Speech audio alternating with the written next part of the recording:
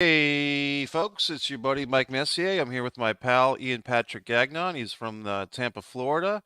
Tonight, we are pro wrestling fans, and unfortunately, there is a really sad situation going on with pro wrestling that we're going to discuss tonight. It's the 67 pages of treachery, depravity, sickness, accusations. Uh, Ian Patrick Gagnon, I did discover that this is actually what they call a complaint. Yeah, And first of all, how are you doing tonight, buddy?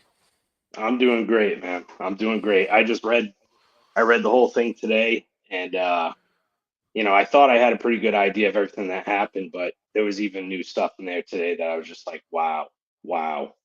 So it's bad. It's bad. But I'm doing good. Good.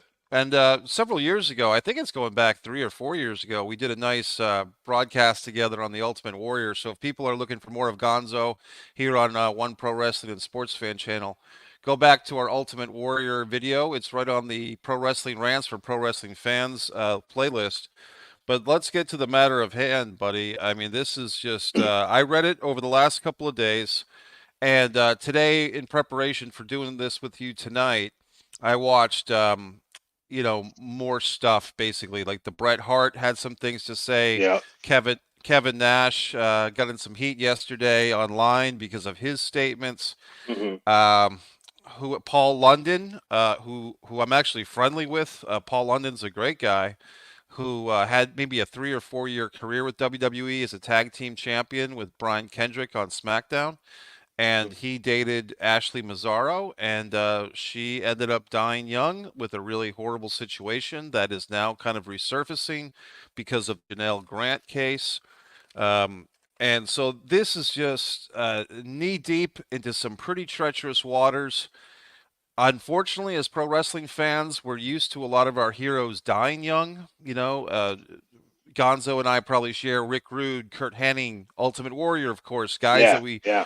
were fans of. But now this, uh, what do you think, Gonzo? What's your opening thoughts, buddy? Well, the first thing I'm going to say is that when I heard about it initially, when I first heard about it, like the day of, um, I wasn't surprised that something like this was happening with Vince McMahon because there's a 40 plus year history of a pattern of behavior with him that he was drunk with power. He thought he owned the world. He thought he owned women, obviously, all different kinds of allegations throughout the years with women. So, when I first heard about it, I wasn't surprised. But then when I actually heard the details and started like reading some of the texts that were in there and some of the just different things that were in the complaint, I was pretty shocked by that in a lot of ways. Like just some of the stuff in there, I just really, it's hard to even imagine that somebody could do that to somebody else. Like I just can't even wrap my mind around doing something like that to somebody else. So it's like you're not gonna. I wouldn't think about something like that. You know what I mean? And just hearing some of the stuff in there, I was just like, oh my god. Um, but yeah, it's crazy. And like when I was reading through the lawsuit today, I kind of just marked out some different things that I thought were interesting from the beginning of it. And it says on here, on or about March 23rd, 2019, Miss Grant arrived for a meeting in McMahon's condo with additional printed copies of her resume, a black notepad, and thank you cookies. You know what I mean? I just thought about that and I'm like, wow, dude, like for it to start that way pretty much, and then what Right. goes on throughout this whole thing, it's just like, wow, dude, wow. What did Let you me. think about it? Well, Like when you first heard? when I first heard, my initial thought, Gonzo, was, well, we've been here before, and it wasn't even that long ago. It was 2 years ago, summer of 2022, and it kind of Vince was playing in and out with the WWE, and they announced his, sudden retirement, and then the next thing you know, 2 or 3 weeks later, he makes a special appearance. hmm And so it's initially it was kind of like, okay, what's different this time than last time? And I think, as you alluded to, it's the details. It's now there's actually, for anyone holding on to the theory that Vince McMahon is an American hero, we've got 67 pages of a complaint that would say otherwise. And I say that because, I have friends that really put Vince McMahon on a pedestal. I don't know if at this minute they still do. But to be honest with you, Gonzo, look, I've watched WWE since I was in the fourth grade, 8 or 9 years old. I've been to many, many WWF, WWE shows in person. I've paid for a lot of pay-per-views. I went so far as to apply to the company, basically 3 times, and finally had a job interview for the creative writing team in 2007. I've gone to NXT shows. I've supported the company. The company's been a big part of my life. Pro wrestling in general. I like to think of myself as a pro wrestling fan first, not just a WWE fan, but WWE is a huge part of that. And it's disappointing and it's sick. And then when I would further answer your question, I listened to Brian Alvarez. I think is pretty level-headed, and I of the wrestling talking heads, I think Alvarez has a fairly decent perspective. And listening to him kind of tell this stuff, but also he's not giving details because he doesn't want to demonetize his YouTube channel, right? Mm-hmm, Well, mm-hmm. just so you know, I'm already not monetized right now on this channel, so we can say whatever we want. So I'm not. But my point is, listening to some of the initial talking heads kind of dance around the taboo nature of these accusations, I wasn't really sinking it in how bad it was until I read the papers. And I want to finish with this. When I was reading the papers, I had to read it in like two increments, right? I couldn't get Mm-hmm. through it in one sitting. It was too murky and disgusting. And I, looking at the first couple of pages, it's double spaced. You think it's going to be a quick read. Well, it's not. Um, and I took notes as well. But at the end of it, I was actually in the company of a friend of mine who's not big on pop culture and stuff like that. And I was explaining to him what's going on here, and this was the first he heard of it. And my friend, not looking at the papers, I'm reading to him the parts that I feel comfortable even speaking out loud. My friend says, "Well, it sounds like he was just with his girlfriend. It's just him and his girlfriend." And I said, That's not really the case. You have to really read the documents." And I would say that if you're going to have an opinion on this stuff, and that's why you and I basically forced each other to read this whole 67-page thing, if you're going to have an educated opinion, you have to do the diligence of at least reading it. And, I hate to call him out because Kevin Nash, I've worked with him in movies. He's a great guy. Kevin Nash, I think, got into a little bit of heat yesterday, or a lot of heat, because he was very vocal with his opinion, but he didn't read the documents first. He Mm-hmm. basically went with his opinion based on his personal relationship with Vince McMahon. Vince McMahon put the WWF title belt on him in 1994. His relationship with Triple H, they're in the clique, they're best buds. Mm-hmm. So Kevin, as much as I respect him as a great actor, a great person, a great wrestler, I think he misstepped there because I think unless you read the 67 pages, you really don't have the right to spew off an opinion because the 67 pages are not under lock and key. Anybody right now can Google it and find it. It's right there for all of us. So Yeah, I mean, I heard what I was actually like waiting for the Click This episode to come out because I wanted to hear his perspective on it because like of all the talking heads in wrestling, like he's one of the guys that I put like really top tier. He's a really smart guy and he has like a great mind for the business and he's just level headed as far as I can tell and as far as I've always heard. And when I was just disappointed when I heard his take on it. But then I also like have to give him the benefit of the doubt because I feel like they recorded that right shortly after all this stuff came out. And he even said in the podcast, I read the first couple pages of this thing. So to me, that made me think like, okay, he read the first couple pages and then just like stopped reading it probably. And, he obviously Vince McMahon changed his life forever when he put the belt on him in 1994 and, gave him a push and believed in him.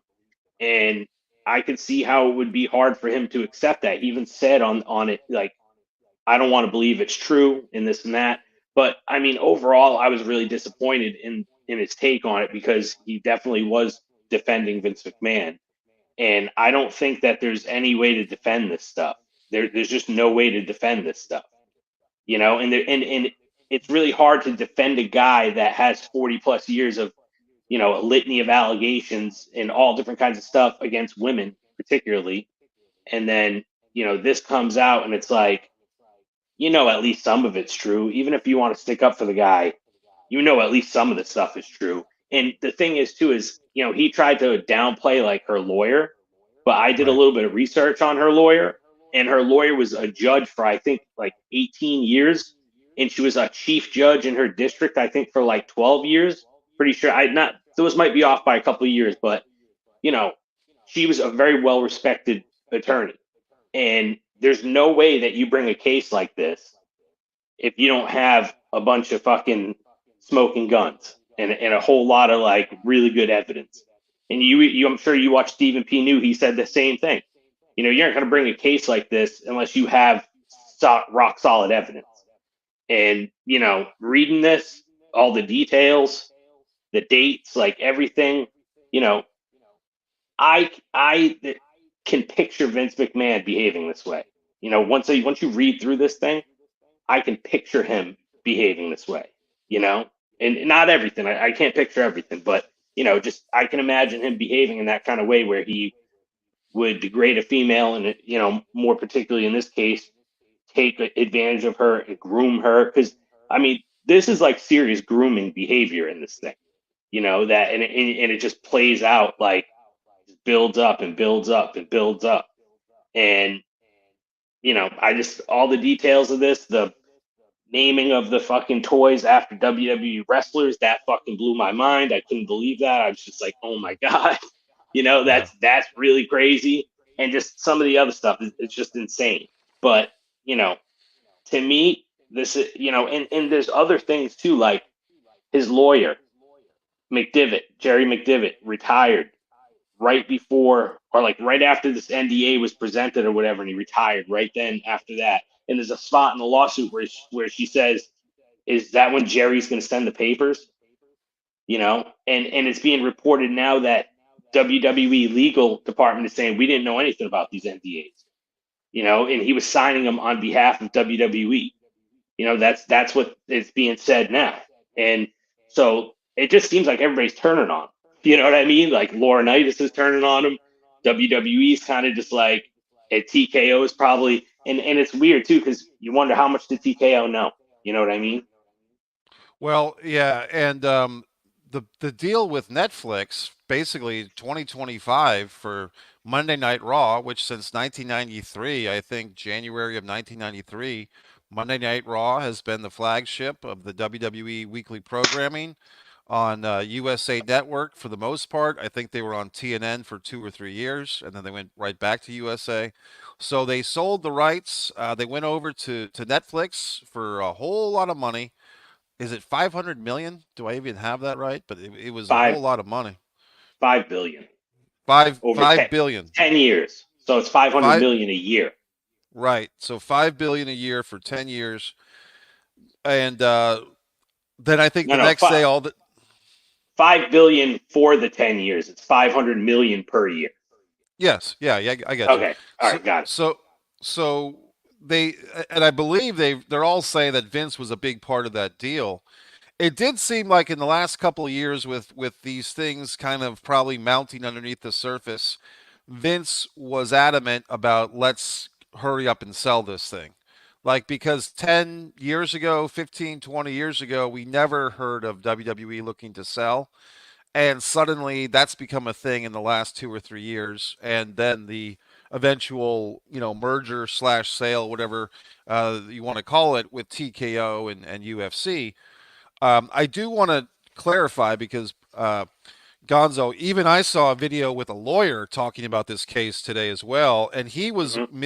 the lawyer. It wasn't Stephen P. New; it was another guy who did a video on this, but he was misusing the term lawsuit. Right now, there's not a lawsuit, but this is it. It's likely to go there. So let me just read this clarification because I actually looked it up.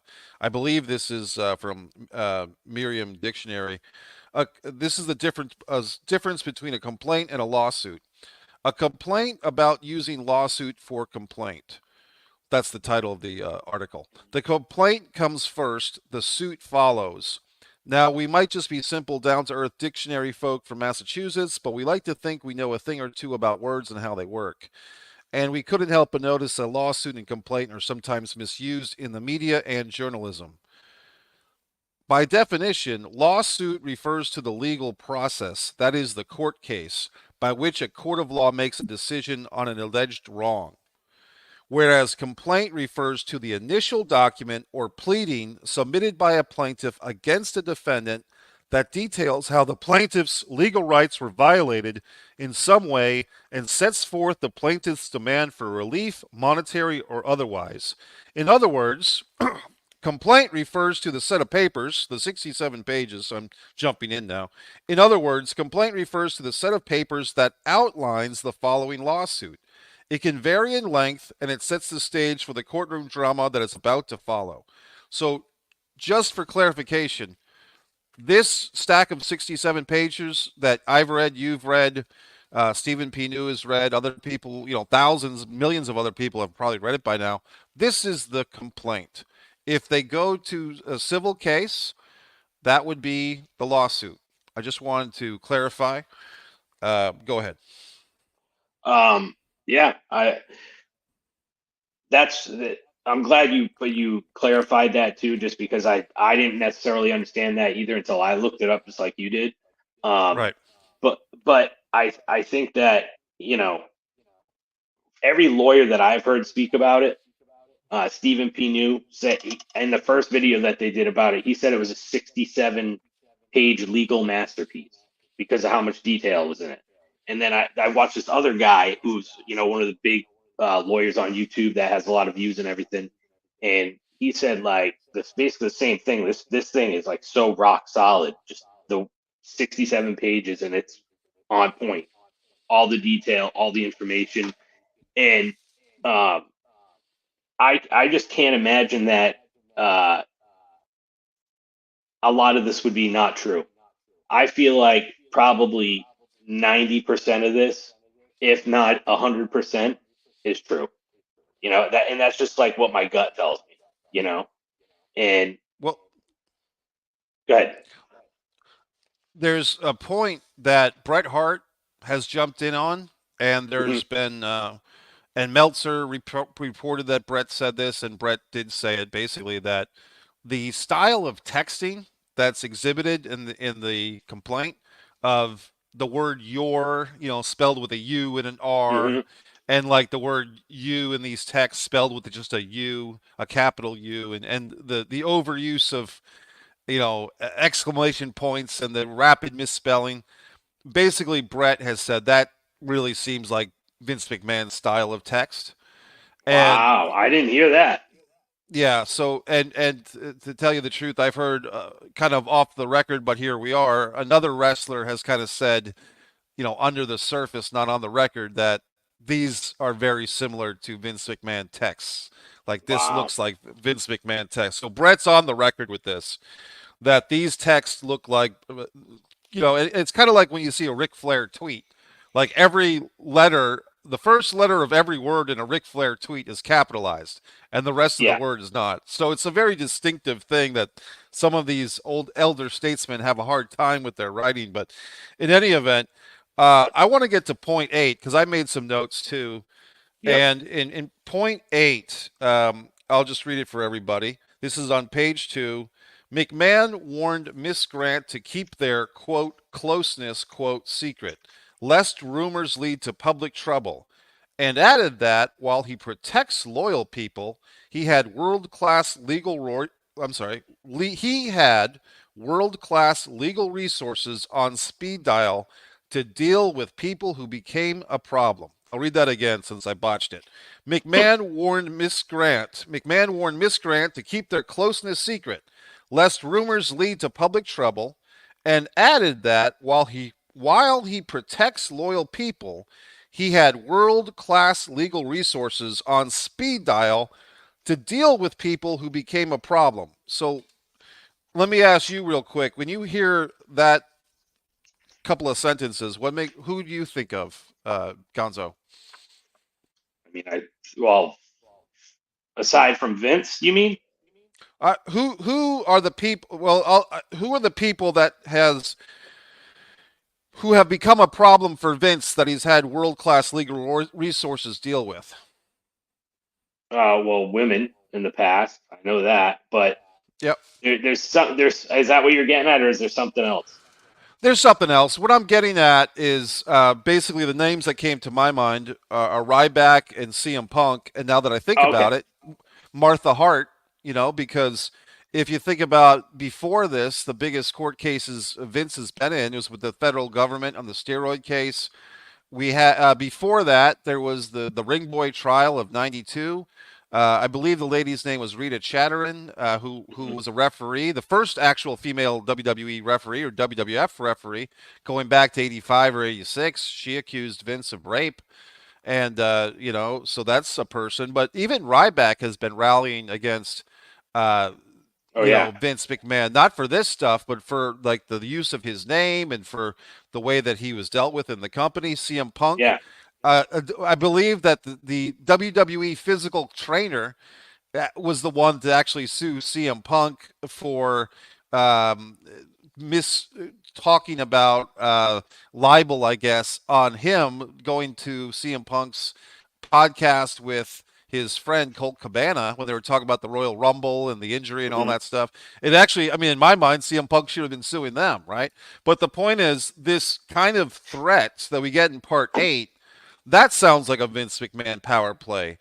Lest rumors lead to public trouble, and added that while he protects loyal people, and if you look at Vince, he's had some, the late Pat Patterson was with him for years, Rene Gallet, Tony Gurria. I'm not putting these guys in the same category as this case, by the way. I'm just saying that these people have always had jobs with Vince. Jay Strongbow, Lou Albano was kept around because Vince's father was loyal to Lou Albano.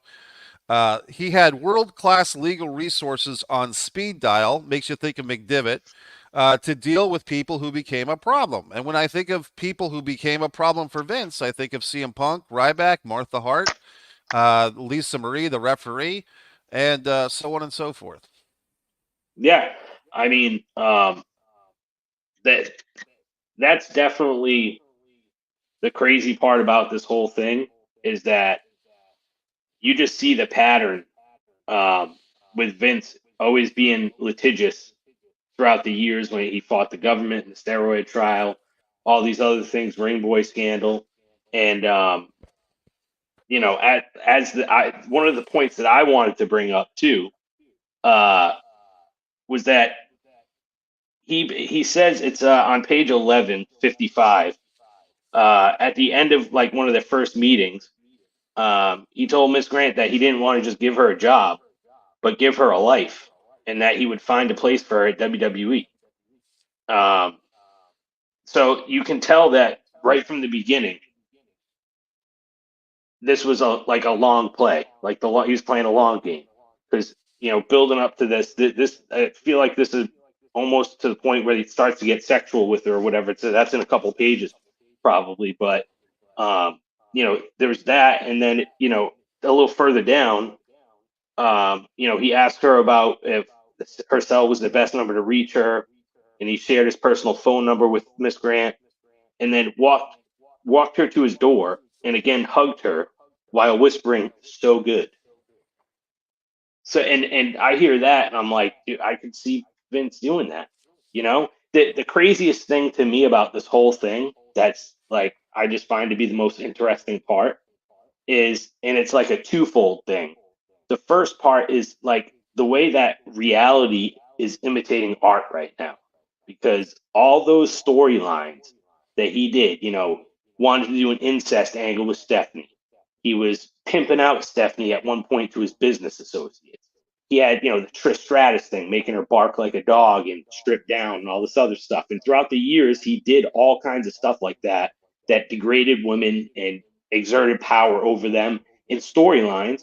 And now all this stuff is coming out in this lawsuit. It's like that's like kind of you could picture the guy on TV doing that, and then you think about it, and it's like, well, obviously the guy that we saw on TV and all those storylines weren't that far off from reality. Like those came from reality of his life. you know? And so, like, I think that there, there's a possibility that with all the information that's probably going to come out, that this may not even be the worst of it. I honestly believe that. Like, as horrible and disgusting and fucking depraved as this whole thing is, I feel like there's a possibility this may not even be the worst of it. You know, you heard that her lawyer said there's been people calling up her office like crazy. You know, previous people wanting to come forward and speak and alleged previous victims and stuff.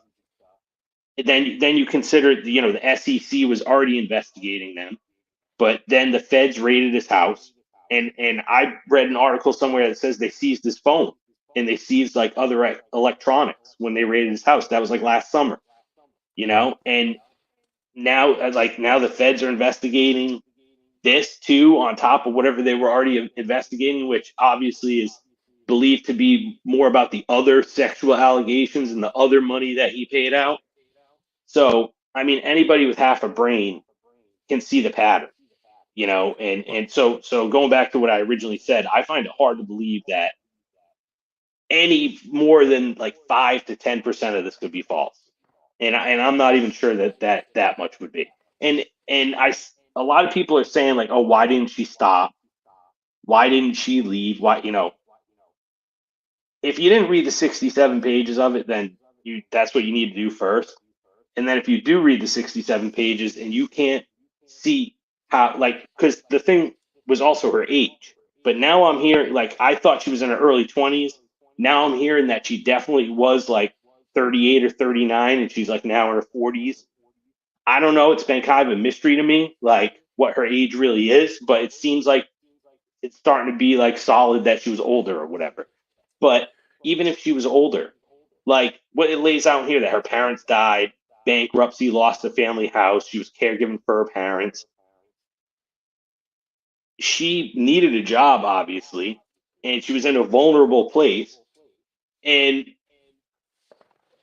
it's so obvious that Vince McMahon could have taken advantage of her. When you see the picture of the girl, it's like, you know, she just looks like, I hate to say that, but she just looks like he's somebody that he could take advantage of, and he obviously did. And you know, people, why didn't she leave? Like, he's a billionaire. It's Vincent Kennedy McMahon. You know what I mean? He could destroy your life. You know, so I that's you know I just think it's crazy. People can't understand how this happened, and it's like it probably started out as a sugar daddy thing. You know what I mean? Or Right. what seemed to be like a sugar daddy thing. But Well, let me jump in. obviously, Let me yeah, this and I want to address a couple of viewers, the Tribal Chief and Jason Salamonster. I don't know if that's the same Salamonster podcaster that I listen to because these comments don't seem like him, but maybe he's a Salamonster fan or something. Because I do listen to Salamonster's podcasts on a quite regular basis.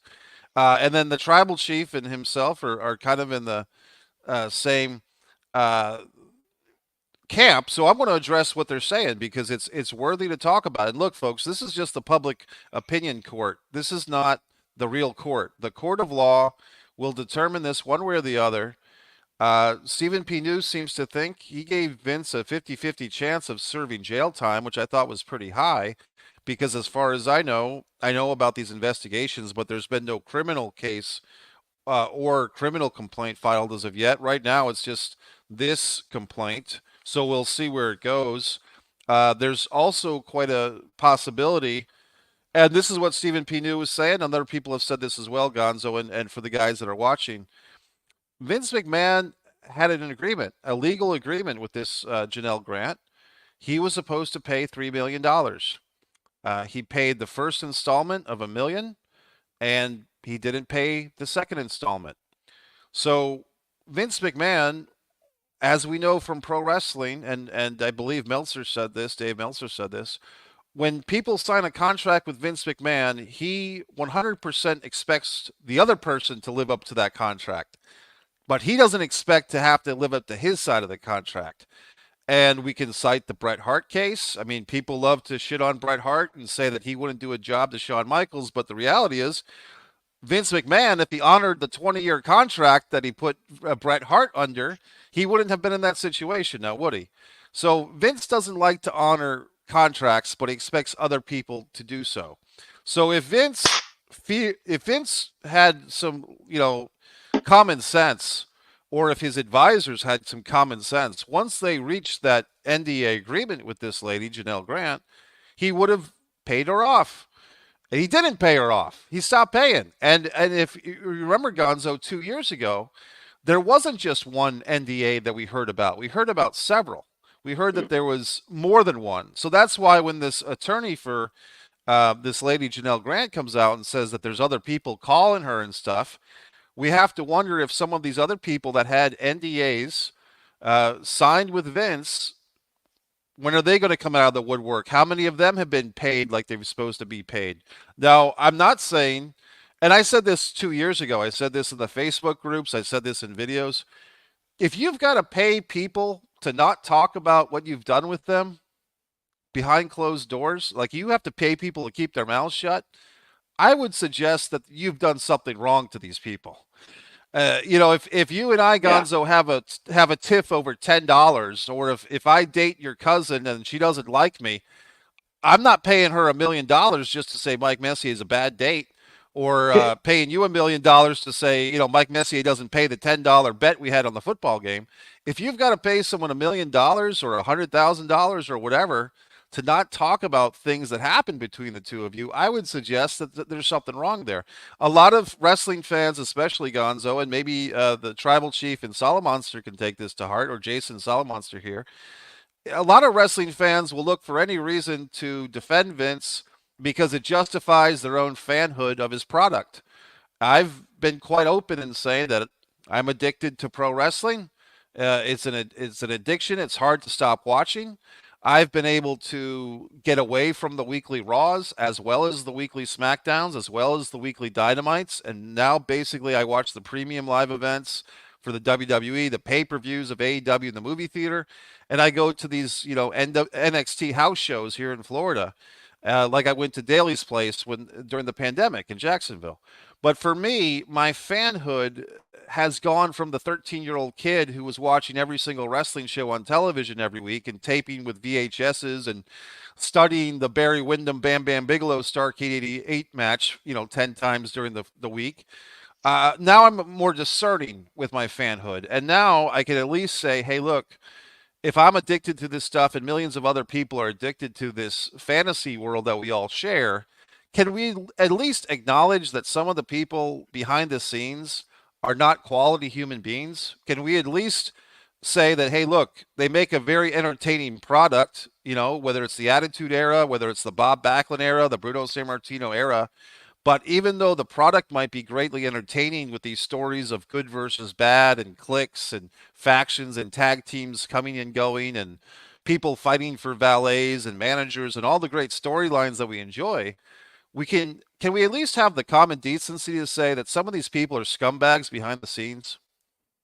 I mean, yeah, everybody should be able to do that, because I mean, look, Dark Side of the Ring is on season 5 now or something. That should tell you something right there. All like those are all negative stories about wrestling that involve, scandals or somebody dying or somebody being a total piece of shit, you know? And I mean, it's no secret that wrestling has always been like this bizarre business, with all these weird things that go on, and it's like an underbelly that you don't know unless you kind of dig into it, like how we are grew up as fans and we're interested in the business and everything, so we know things that are a little bit deeper than what somebody else might know because they don't look into it. And it's just one of those weird things where like the line of reality is blurred so much, and I feel like this lawsuit right here is like a perfect example of how the line with reality and what's fiction and what's not is like blurred with wrestling. And sometimes you don't know if life is imitating art or art is imitating life. And to me, that's just crazy. That's just crazy that, all this stuff has happened for so many years, like you said, with all different kinds of stories, the Jimmy Snuka story, not to mention like it was 40 something or 50 something wrestlers died under the age of 40 in like a 10-year span, like all people that we grew up with, and that just to me says something about the way this business is, and the way that probably a lot of really bad things have happened that people don't know about, things that just get swept under the rug, you know? And I just think that, like I said, I think this is just the beginning of it. I think that this is probably going to blow up even bigger and bigger and bigger with all the new stuff that's going to happen, new people coming forward, and it's just crazy. And uh, one of the other things that I wanted to bring up too about the beginning of this is that some of these texts in here, there's one on page 12 where she had commented on that famous T-Rex skull on it's Right. point 663. She commented on that big T-Rex skull in his office, which everybody would that pays attention knows that that's in his office. And then he says, text her BTW, if you're a bad girl, the T-Rex will eat you. Followed by seriously, Janelle, wherever you land in WWE, you will be a credit to the organization. Who the fuck says that? Who says if you're a bad girl, the T Rex is going to eat you? And then, like, out of the other side of their mouth, quote unquote, seriously, wherever you land in WWE, you'll be a credit to the organization. To me, that just so points to the manipulation that was in this. And going back to your point, is you said he paid her the $1 million and then he's supposed to pay installments of 500,000. He doesn't pay her the second time, right? So obviously that right there, she's completely within her right to want money from him or whatever, because he didn't live up to the agreement that he basically pressured her to sign. But going back to what you said, I think that he thought he could just get away with it. He thought that this girl would, she got $1 million. She's not going to fucking do anything. She knows I'll destroy her. And she actually had the courage to come forward, and get a lawyer and really, have a serious complaint. That's 67 pages that they took their time with this, obviously. So to me, all of those things just point to, like I said, 90% of this I think is true. Let you me know? let me get let me get to some of these comments, and I appreciate Mhm. the guys. I'm not sure if this is the actual Husey. Hello, because I do listen to his podcast too. He's done some good stuff with Conan. If this is the actual guy, if it's a fan, that's fine too. Thanks for being here, guys. The Jason Solomonster account says, I think honestly, the most aha moment was when Janelle asked Johnny Ace, has Vince done this before while she was about to get gang banged by Johnny and Vince in Titan Tower? Let me address that because that comes later in this thing where they're talking about a basic, you can call it a menage a trois, but the way it's described in here, at least, it sounds like a forced menage a trois, like basically a Well, forced gangbang. that's two separate incidents. Wait, like he's blending together two separate incidents, because the first one that he's talking about when she asked Johnny Ace, has Vince ever brought a girl like this before, was the first time when Vince brought her to brought Johnny Ace and her to the condo. But then Right. the second part was they basically raped her in the office. She said at Titan Tower. So it's two separate things. But yeah, it's crazy because she asked him that, and he just looked at Vince, and then Vince like grabbed her and just started whatever, started doing whatever. So yeah, you keep going with the comments. So I just wanted to point that out. No, and here's the thing, guys. I consider some of the comments gallows humor, and I have that same sense of humor, guys. Trust me. Like when things are so depraved and sick and out there, sometimes you just have to crack a dirty joke just to deal with it. So, and some of these comments, if people are reading these stuff, they might think that we're all a bunch of lunatics. But the reality is, this is how we deal with stuff as wrestling fans. I mean, talk about Gino Hernandez getting shot in the head, uh, Chris Dino Adams Bravo. dying. Dino Bravo getting a shot for cigarettes, and Yeah. I mean, if you hear, I mean, the one that kind of screws with me is the recent rumors of how Rick Rude might have died. I mean, so anyway, but to get to some of the guys' points on a serious note, guys, because I do take that point seriously. Is this all a setup? Is she lying? Why didn't she go to the police earlier? I wrote that comment down in between point 77 and 78. So I'll read this to you guys just to take the point that I've considered some of what you're saying as well. Okay. Page 15, point 77, paragraph 77. When Miss Grant tried to make small talk about WWE's TV storylines, McMahon suggested she watch the next episode of Monday Night Raw and text him before the broadcast. After she agreed, he forcibly kissed her and began pulling down a strap on her sweater. Miss Grant then sat up, said she needed to leave, and had a lot to process and left. And so that's when, gentlemen, I wrote in my notes, why not cut off or report? So I'm wondering myself at that point, why, if she felt like she was being kissed and her bra strap is being pulled down, or her sweater strap is being pulled down, I guess, without her consent or without her enjoying that, why did she not cut off the situation? And I think Gonzo answered that earlier, and this report does a good job of painting the picture of a woman whose parents had passed away. She was the sole caretaker for her elderly parents. She's about 38 years old at this point. That's according to Stephen P. New. He's saying she's about 38 or 40 when all this stuff is going on, and that she wasn't in a financial situation where she could just go to her day job. She didn't have a day job, apparently. Apparently, she put a lot of eggs in the basket of working for WWE. And she was not a wrestling fan. She was someone who lived in the same building that Vince had this penthouse in because he was living apart from Linda. One thing that came to my mind, Gonzo, many times reading this stuff, and it has for years, why are Vince and Linda still married?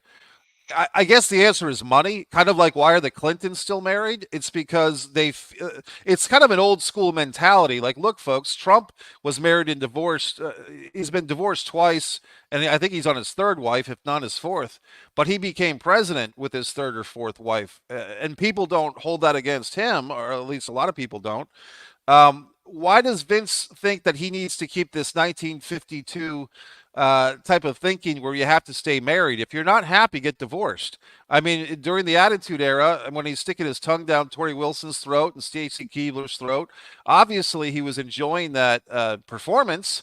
So why stay married? And no offense to Linda, but if you're the genetic jackhammer that Vince claimed to be, why would you stick with this lady that doesn't do it for you?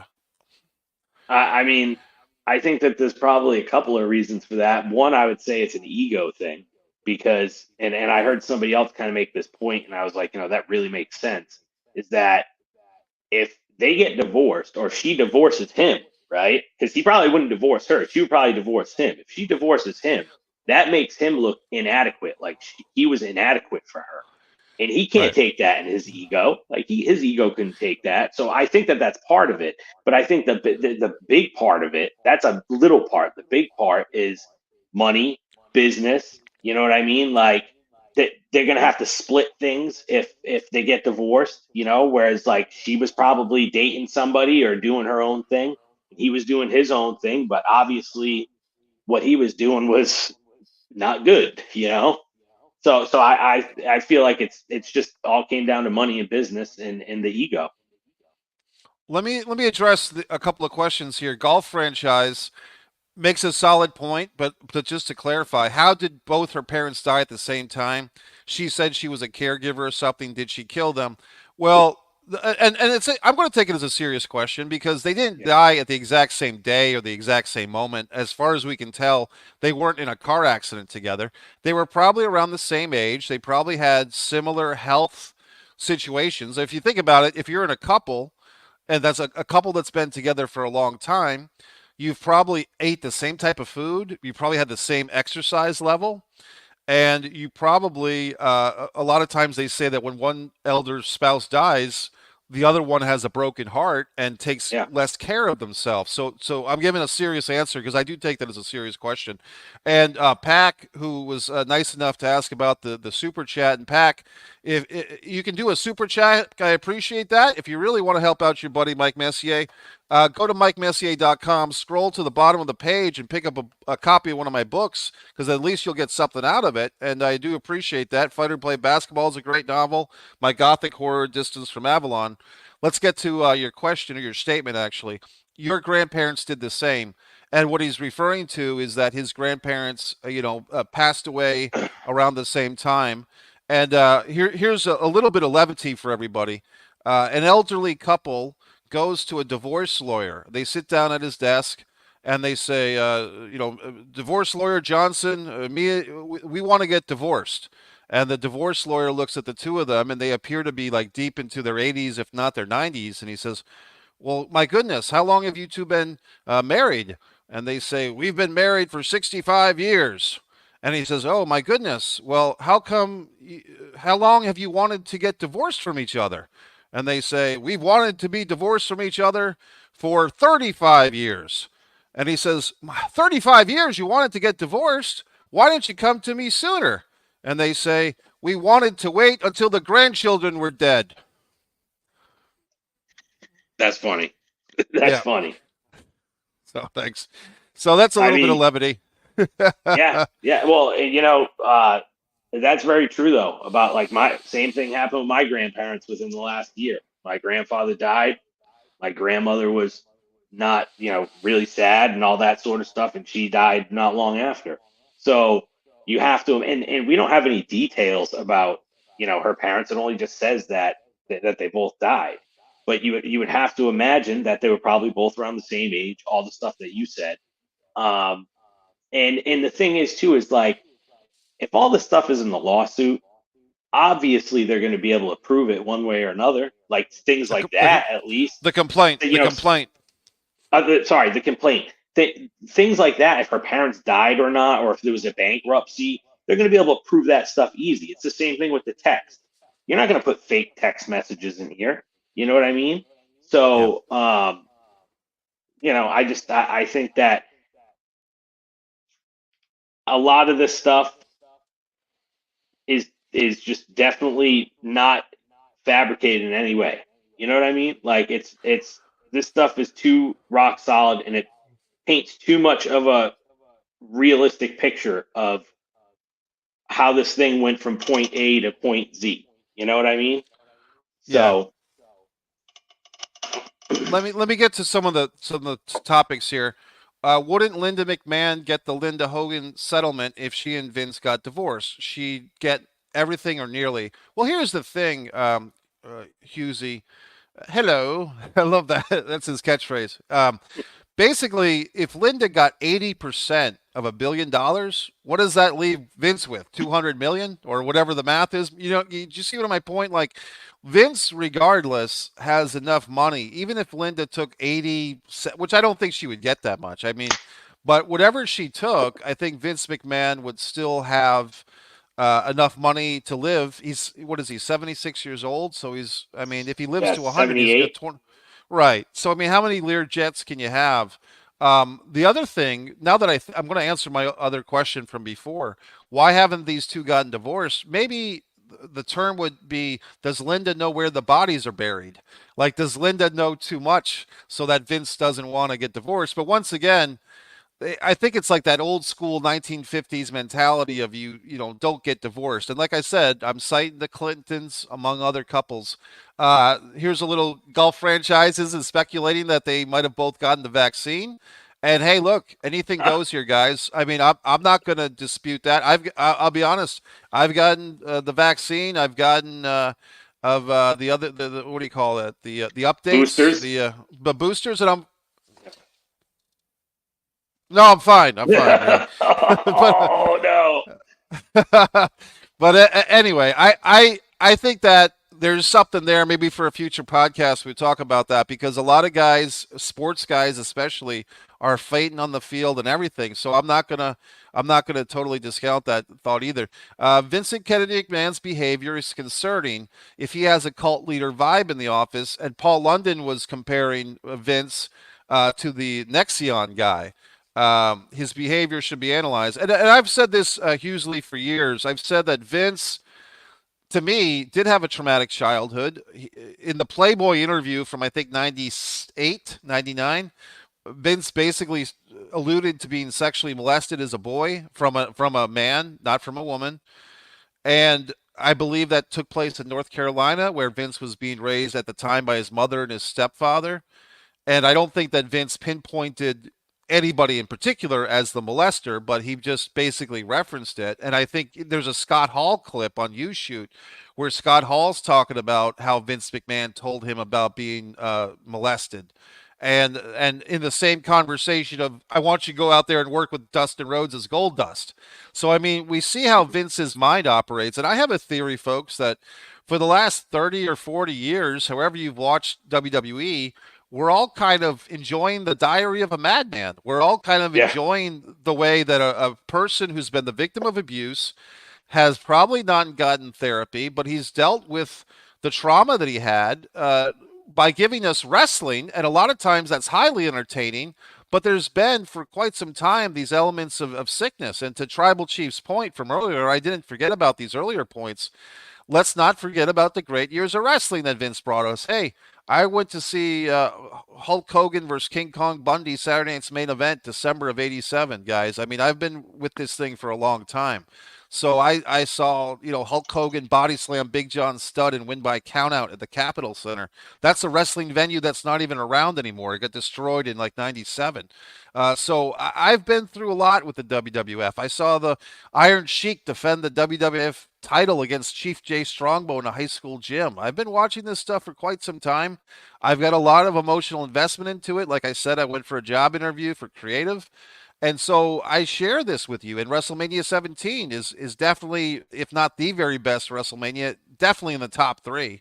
But anyway, I wanted to get to a couple of things, Gonzo, and I really appreciate everybody making this a lively conversation, especially Gonzo and everyone that's contributed to these comments. You guys, please check out my interview with Kevin Anton. He plays Harley Race in the Iron Claw. Have you seen that film, Gonzo? I haven't seen it yet. I would suggest you see it. I really enjoyed it. A lot of people took issue with the character or the real life guy of Chris Von Erich not being in the movie. I would say, you know what? None of the Von Erichs were actually Von Erichs. They were actually Atkinsons. So I mean, Yeah.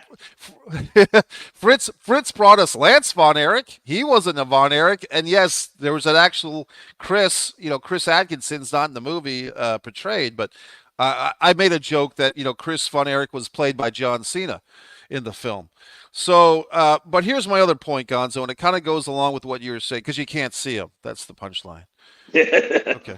Okay. So here's my thing with all this. And Gonzo, you made this point several times.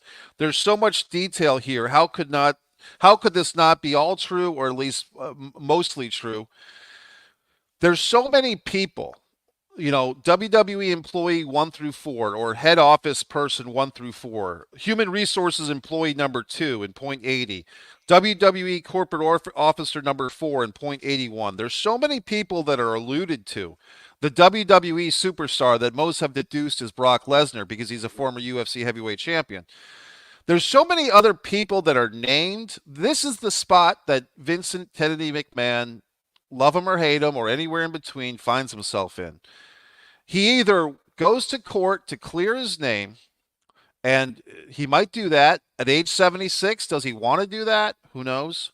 But if he does do that, all these people that are listed either as numbers or WWE superstar or however they're listed without their actual name being listed, we'd assume, but not knowing for a fact, that perhaps Kevin Dunn would be called in, who's had a real long relationship with Vince. All these Pritchard. people, Pritchard, Bruce Pritchard, Brother Love, and that goes to Conrad Thompson because he's still doing his podcast with Bruce. All these people would have to, I would assume, testify or at least be subpoenaed for a question and answer session. Does Vince want to put his people through that? Even if he's not in power anymore, even who knows? Maybe he does. There's another part of me, Gonzo, that thinks maybe Vince wanted this to come to the surface. Maybe Vince is such a sadomasochist or such a weird guy. Like he wants to do the crime, but he also wants to be punished. I mean, he wants to have the kiss my ass club, but then he wants to kiss Rikishi's ass at the end of it, right? I So mean, is there, it's interesting. yeah, is there some part of Vince? Look, folks, he could have him spending the $1 million for the second payment and the $3 million for the third payment. That's like me and you buying a Domino's pizza, right? Yeah. That's nothing for a guy with all that money. So why didn't he pay the money unless on some level he wanted this stuff to come out? Maybe. And I had the same feeling about Paul Heyman 20 years ago when he was doing the ECW thing. This is a guy that likes to construct, and he's a guy that likes to destruct. I'm going to build my empire, and then I'm going to take my fist and smash it down. And I think that some of these guys, Vince McMahon here in this case, are these evil geniuses that love to create, and then if they're going to die, they're going to go out and take the fucking ball with them. They're going to deflate the basketball on their way off the court. I mean, I definitely, I think that's an interesting point. I think that Vince McMahon's ego and I think that what he wanted his legacy to be was it seemed too important to him. I think for him to do that and selling it to Endeavor is like look what they've done with the UFC in less than 20 years. Well, they've only owned it for like less than 10 years, but in 20 years look how much UFC's grown, especially over the last 10 years. So it's like selling it to somebody like Endeavor, that they're not going to destroy the business. So I feel like he wanted to make that sale because he knew this stuff was coming down the pipe. I think he knew that his time was running out as far as being able to get away with anything because he's this rich billionaire that has all this power over people. And I have a theory too. You said you have a theory. I have a theory too. I think that Ms. Grant's main motivations in this and her main objective is not money. I think her main objective is she wants justice for what happened. And her lawyer even said that. She was coming forward first because she wanted to expose the toxic culture that was in WWE, especially with Vince McMahon and the things that he was doing. And she wanted to be the first to come out to empower other people to come out. So I think that combined with the fact that they demanded a jury trial, even though from what I've heard, demanding a jury trial is like a tactic to try to get more money out of the settlement. But I don't believe that they're trying to settle on this. And if you look at, like, for example, P. Diddy, whatever that was, a couple months ago, with I think in 48 hours that case settled. And a lot of these cases apparently tend to settle pretty quick when it's something like this. It's already been over 2 weeks. You know what I mean? And I guess Vince McMahon only has like another 6 or 7 days to like respond to this complaint. You know, so my theory is that this is not going to settle, and I think that this is going to go to trial, and I think that this is definitely going to turn into a criminal matter because another thing that I heard from people that know about the FBI a lot better than I do is that for them to even get a search warrant to search his house like they did, they already had to have had quite a bit of evidence to even do that. And that's before this lawsuit was filed. That there's just so much I think is going to come out now that I don't think Vince McMahon's going to get away with this one. I don't. I want to take that as being your answer to how do you think this case will play out. And we've got just about a minute left, guys. I want to thank the Tribal Chief, Golf Franchise, Hughesley, hello, Solomonster, and hey, it doesn't matter if you guys are the actual podcast guys or fans or whatever. I appreciate you guys being here. And like I said, levity is how we deal with this crazy stuff. I mean, I remember doing a podcast the night that Daphne killed herself, and it was just nice to be on there with the other wrestling fans to just process it. So let me answer the question in about 30 seconds or less. I kind of agree with Gonzo here. I can see this thing. I do believe, I could be wrong, that now that these 67 pages have been served, and Stephen P. New basically brought this up, I think they can still settle now. Like, I think as far as the civil trial, even like we've been saying, Vince should have, for his sake, paid the 3 million off earlier. But I think even now, his basic choice is either pay her the 10 or 20 or 30 million, whatever she wants, Oh, that would be great television. Golf franchise just nailed it. If this case I is televised, if this is bigger than OJ. But basically, I say most likely I would think that this is going to be settled out of court for the civil and paid a lot of money. But then there's going to be all these other people with these stories. The Ashley Mazzaro thing is back, and it's going to be a big mess. So this, it feels like the end, but I think we're just at the beginning of this whole Beginning thing. of the end. Yeah. Right, right. The beginning of the end. It's not the. It's yeah. So, folks, I want to thank everybody for checking this out. Like I said, the Kevin Anton interviews on there. I bought the Arn Anderson comic book through Kickstarter, and the gentleman that wrote this thing is on this channel here with an interview. Thanks.